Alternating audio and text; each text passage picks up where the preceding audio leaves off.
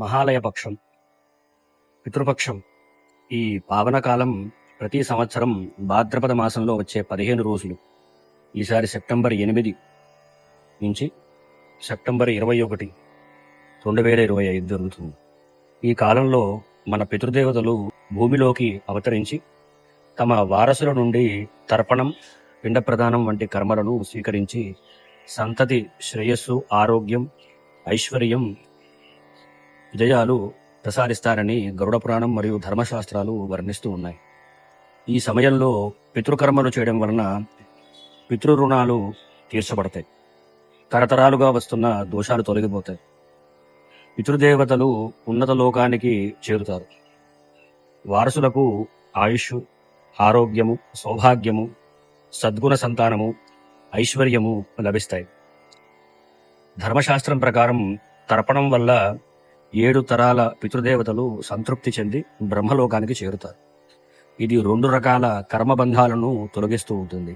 అవేంటంటే, పితృదేవతలు ఉన్నత సద్గతి లోకాలకు చేరకుండా అడ్డుకుంటున్న కర్మలు, మనకు వారి అనుగ్రహం రావడానికి ఆపేస్తున్న కర్మలు.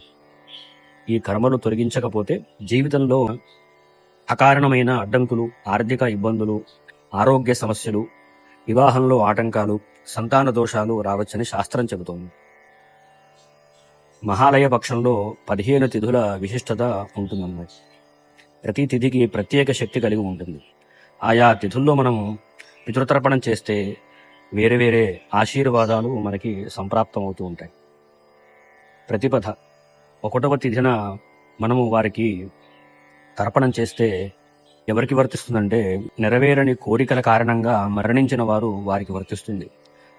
ఆ రోజున తర్పణ ఫలితం ఏంటంటే మనకు సంపద ప్రసారిస్తూ ఉంటుంది. 2వ తిథి ద్వితీయ ఎవరికి వర్తిస్తుందంటే, వికలాంగులైన లేదా మానసిక ఒత్తిడితో బాధపడి మరణించిన వారికి వర్తిస్తుంది. ఆ రోజున తర్పణం చేస్తే ఆరోగ్యవంతమైన సంతానాన్ని అనుగ్రహిస్తూ ఉంటుంది. ఇక 3వ తిథి అంటే తృతీయ ఎవరికి వర్తిస్తుందంటే, మరణానికి ముందు బాధలను అనుభవించిన వారికి వర్తిస్తుంది. ఆ రోజున మనం పితృతర్పణం చేస్తే నిజాయితీ గల కోరికలు నెరవేరుతూ ఉంటాయి. ఇంకా చతుర్థి 4వ తిథి ఎవరికి వర్తిస్తుందంటే, తమ తల్లిని సంరక్షించలేని వారు, దత్తత తీసుకున్న సంతానం విడిపోయిన వారికి వర్తిస్తూ ఉంటుంది. ఈ రోజున తర్పణం చేస్తే కనుక, పితృతర్పణం చేస్తే బుద్ధిశక్తి మరియు శత్రువులను జయించి సామర్థ్యాన్ని అందిస్తూ ఉంటుంది. ఇంకా పంచమీ తిథి ఎవరికి వర్తిస్తుందంటే, జంతువులను లేదా పక్షులను హాని చేసిన లేదా భక్షించిన వారికి వర్తిస్తుంది. ఈ రోజున తర్పణం చేస్తే శుభ ఫలితాలను మరియు ఆనందాలను అనుభవించే అవకాశాన్ని ఇస్తూ ఉంటుంది.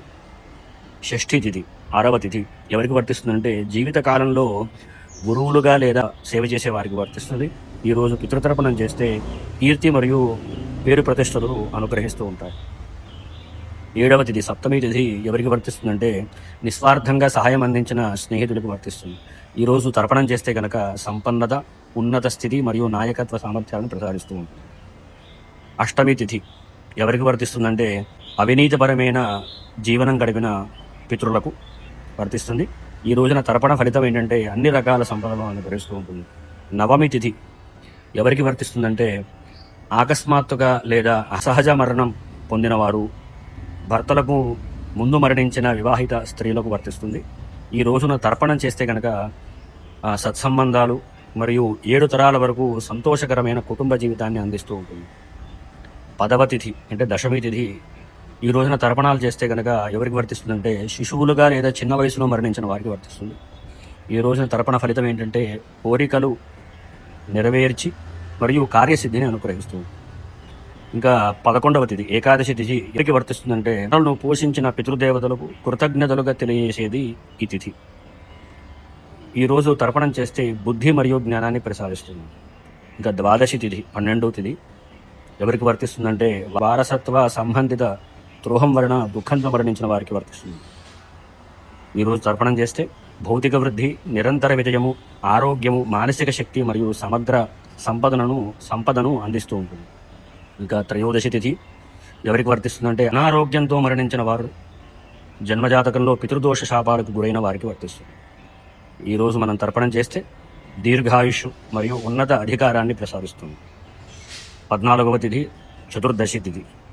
ఎవరికి వర్తిస్తుందంటే ఆయుధాలు ద్వారా లేదా యుద్ధంలో మరణించిన వారు, జన్మస్థలం వెలుపల దహనం చేయబడిన వారికి వర్తిస్తుంది. ఈరోజు మనం పితృతర్పణం చేస్తే గనక సంతోషం మరియు ఆరోగ్యం పునర్జీవనాన్ని మంచిగా అనుగ్రహిస్తూ ఉంటుంది. ఇంకా లాస్ట్ సర్వపితృ అమావాస్య అంటారు, మహాలయ అమావాస్య అంటారు. ఈ రోజున తర్పణం తప్పనిసరిగా చేయాలి. గతంలో ఏదైనా తిథి మిస్ అయినా కానీ ఈరోజు చేయడం ద్వారా తెలిసినా తెలియని పితృదేవతలు అందరూ సంతృప్తి చెంది మనకు శ్రేయస్సును ప్రసాదిస్తారు. పితృపూజతో భాగంగా బ్రాహ్మణ భోజనం పెట్టడం, వస్త్రదానం చేయడం అత్యంత పుణ్యకార్యం. దీనివలన పితృదేవతల శాపాలు తొలగిపోతాయి.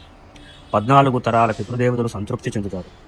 వంశపరంపరం ఐశ్వర్యవంతం అవుతుంది. పితృదేవతలకు మోక్షప్రాప్తి కలిగిస్తూ ఉంటుంది. మహాలయ పక్షంలో చేసిన ఒక్క తర్పణాలు తరతరాలుగా శ్రేయస్సుకి మూలం. ఇది కేవలం పితృపూజే కాదు, మన సంతాన శ్రేయస్సు కోసం చేసే గొప్ప ఆధ్యాత్మిక యజ్ఞం. ఓం నమః శివాయ.